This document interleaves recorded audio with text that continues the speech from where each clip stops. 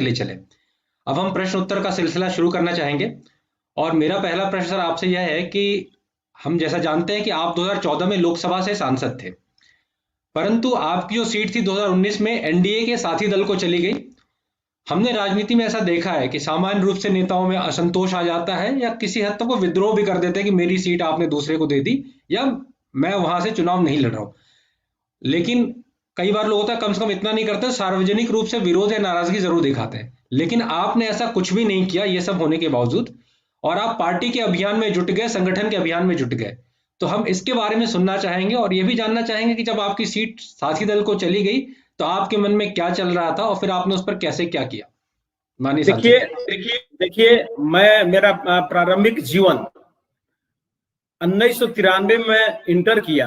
उस समय पंचायत अध्यक्ष के रूप में मैंने काम किया। भारतीय जनता पार्टी के युवा मोर्चा से शुरुआत हुई मेरी, पंचायत अध्यक्ष से, बूथ अध्यक्ष से मेरी शुरुआत हुई और 2005 में मुझे भारतीय जनता पार्टी ने टिकट देके बीजेपी से एक विधायक बनाने के काम 2005 में ही हुआ और उस समय से 2014 तक मैं विधायक रहा। 2014 में भारतीय जनता पार्टी मुझ पर भरोसा करके, एक अपने कार्यकर्ता, अपने अभिन्न अंग पर भरोसा करके मुझे टिकट दिया और मैं वहां से चुनाव जीता।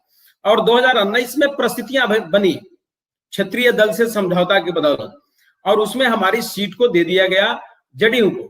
मन में थोड़ा सा तकलीफ थी, लेकिन मेरा मन एकदम स्पष्ट था कि पहले देश है, पहले देश के लिए मोदी जी जो नारा लगा के, जो मोदी जी के विकास के रास्ते पे, जो मोदी जी राष्ट्र के रास्ते पे समर्पण की भावना से जो सेवा कर रहे हैं, उस सेवा भाव से आगे बढ़े, इसके लिए एक एक सीट हम लोग के लिए बहुत महत्वपूर्ण था और ईमानदारी पूर्वक एक एक सीट पे नजर भी था और हम लोग अपने क्षेत्र में लग के और सबसे अधिक बिहार में सर्वाधिक वोटों से चुनाव जिताने का हमने प्रयास किया था और उसमें सफलता भी हाथ लगी।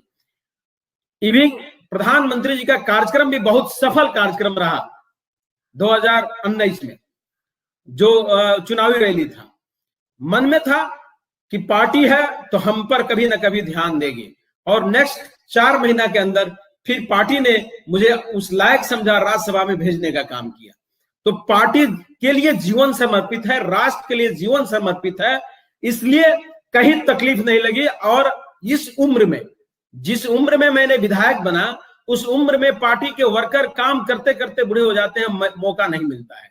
लेकिन मुझे पार्टी ने भरोसा समझा, जनता ने भरोसा दिया और 2014 में, उस समय मेरी उम्र 38 साल से भी नीचे था, उस समय मैं विधायक बना और एमपी बना, फिर राज्यसभा से आया। अभी बहुत लंबी पारी खेलना है, भारत की राजनीति में बहुत लंबी पारी खेलना है, इसलिए मुझे किसी प्रकार की तकलीफ नहीं हुई। कार्यकर्ता लोगों को थोड़ा बहुत तकलीफ था कि अच्छी सीट थी, नहीं देना चाहिए, लेकिन भूपेंद्र जी के माध्यम से सारे वर्कर को, नागेंद्र जी के माध्यम से सारे वर्कर को समझा बुझा के और इतने मजबूती से लगा गया कि बिहार में सर्वाधिक वोट से जीतने वाला सीट वाल्मीकि नगर रहा। धन्यवाद सर।